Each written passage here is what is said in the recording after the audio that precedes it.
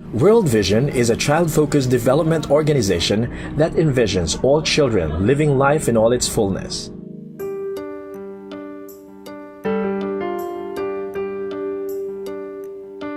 Paramount to child well-being is nutrition, which is why World Vision works closely with local government and community partners to help communities combat malnutrition. Pinoy Nutrition Hub is one of World Vision's nutrition projects in communities.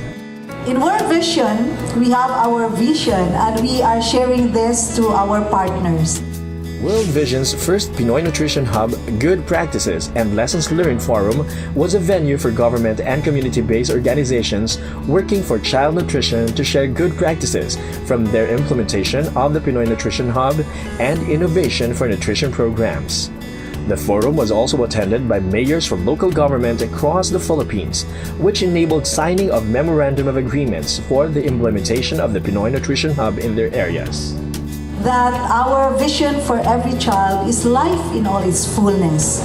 That is why in everything we do, we ensure that this activity or kind of project or intervention will really reach to the fullness, will touch or realize the fullness of life for every child. We already have confirmed studies that show children, regardless of race, will grow in a certain maximum way if they're given the proper food and care in the first years of life. The next slide is on stunting. And you would see that most of the regions actually have high levels. Highest level in Bicol, and all the regions, ARM is there, Mimaropa is again there, Western Visayas is again there, Central Visayas is there, Eastern Visayas, again Zamboanga Peninsula and Northern Mindanao. Parang isipin mo, you have to address poverty. Of course you have to address poverty, but you don't need to wait for poverty to go away to do something for nutrition. When you go back home, when you look at a child who is short, this is the child that you have to do something for. Kailangan nyo isipin yun. World Vision is doing PNH because we want to make sure the children are well nourished in the communities.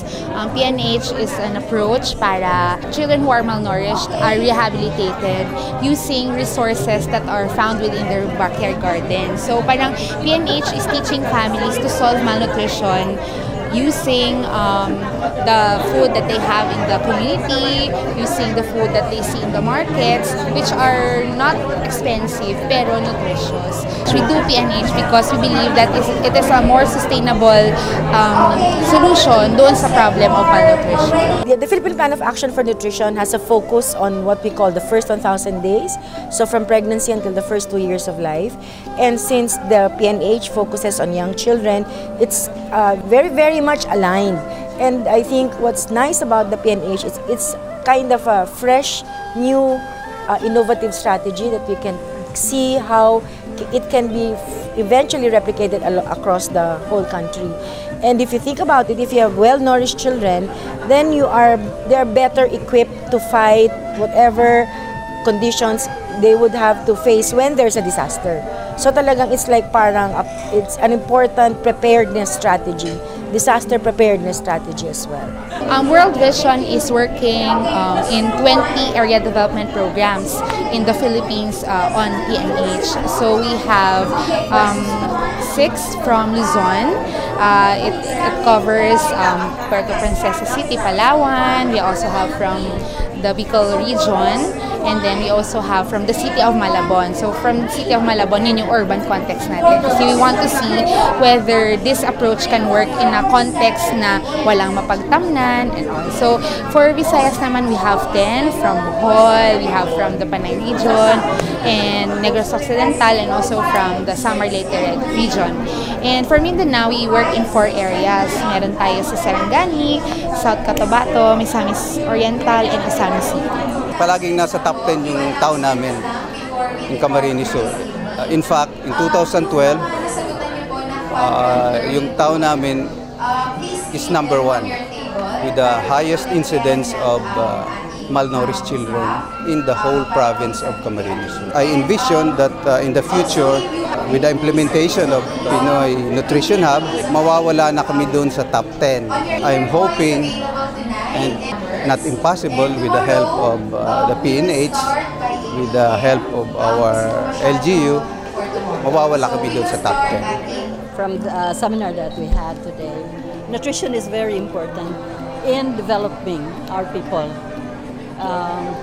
I see so many children, not only in my place, but in the countryside, who are surely examples of children who have had no good nutrition as a result of ignorance, perhaps, and of course, poverty. This time, after attending this Pinoy Nutrition Hub, I hope to be able to implement this program. I want to tell you that the commitment of the LGU of Danao Bohol is in this endeavor. No one will do it alone. For communities where World Vision works, our technical staff will be there to work alongside with you as you try your hand in the PNH approach. And for World Vision's partners in the government, in the non-government organizations, and even our partners, the community-based organizations, we truly appreciate continuing to work with you to improve nutrition status of children.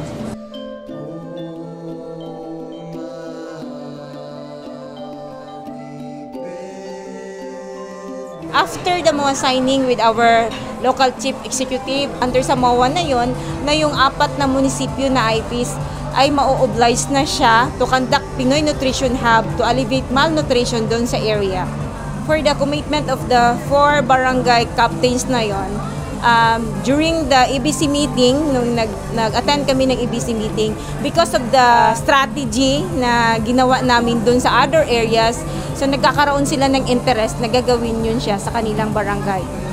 Malapatan rank as number 1 in malnutrition in the 7 municipalities. So, kaya nag-decide po kami na itong Pinoy Nutrition Hub na activity i-apply namin sa aming municipality. So, after nun po, nag-decide kami ng 3 barangay na may mataas na malnutrition rate at nagkakaroon po kami ng session doon sa 3 barangay na yun. Then after the 12-day session, nagkakaroon po ng from number 1 kami sa malnutrition. So after a year, nagiging number 2 po kami. Then the latest po for 2013, nagiging number 4 na po ang aming municipality. Ang strategy pong ginagamit namin is nag-start po kami doon sa community. So nag-start po kami doon sa barangay. When the effect na nakita namin na merong pagbabago doon sa malnutrition ng area, after the result, bago namin i-present doon sa aming local chief executive, they appreciate the result kasi hindi nila akalain na may strategy na ginagawa yung aming sector doon diretso sa community. When the LCE say na malaki pala yung improvement from number 1 naging number 4 tayo kasi andoon po sa 50% to 80% po yung na-rehab namin na mga bata. Pinoy Nutrition Hub implementation experiences of 4 World Vision local organization partners were presented during the forum. These were from Luzon, Visayas, and Mindanao. Keynote speakers complemented the discussions on experiences with their presentation on key components of the Pinoy Nutrition Hub. That includes feeding, caring, hygiene, health-seeking behavior, as well as integration, economic development, and spiritual nurture. And we make nutrition as the center of any development programming na ginagawa namin.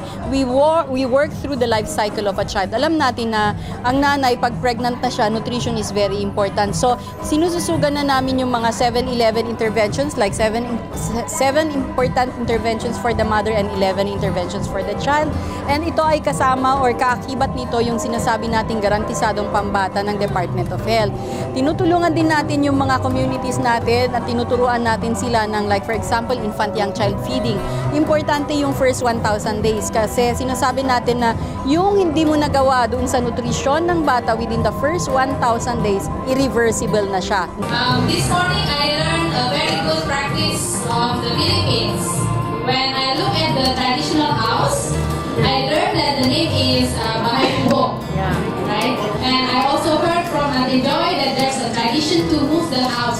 the villages.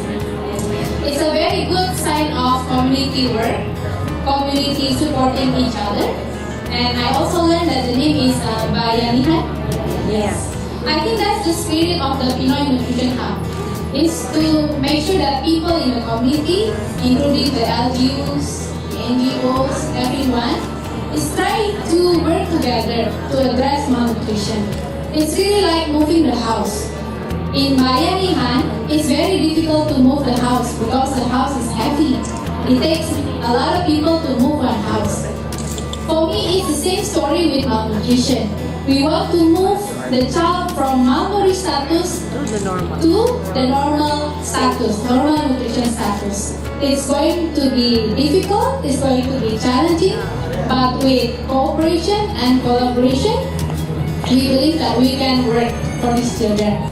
Partnerships, whether new or renewed, can be likened to breaking new grounds every time. We are in that phase with Pinoy Nutrition Hub. And from where I am standing, I can see that we are all swinging the garden hoe anew in a similar level of optimism, not to mention courage. For this, we are grateful for our new and continuing partnerships and are equally hopeful that you too are. We at World Vision for One believe in the potency of regrouping with like-minded groups and individuals. It is, after all, the logical thing to do, working together towards common, colossal goal through a common direction. Our pledge. I do solemnly commit myself today in the conscious effort to help my community improve the nutritional status of all children. I resolve to contribute to the following specific actions: mainstream and roll out the Pinoy Nutrition Hub in the LGUs. Scale up nutrition-specific and nutrition-sensitive interventions. Advocate for increased local budget on nutrition. Increase budget and resources for nutrition and health. Improve resiliency to disasters. Support the monitoring of the Milk Code policy. Follow through with the scale-up nutrition movement commitments of government. All these I pledge towards a healthier, happier Filipino family.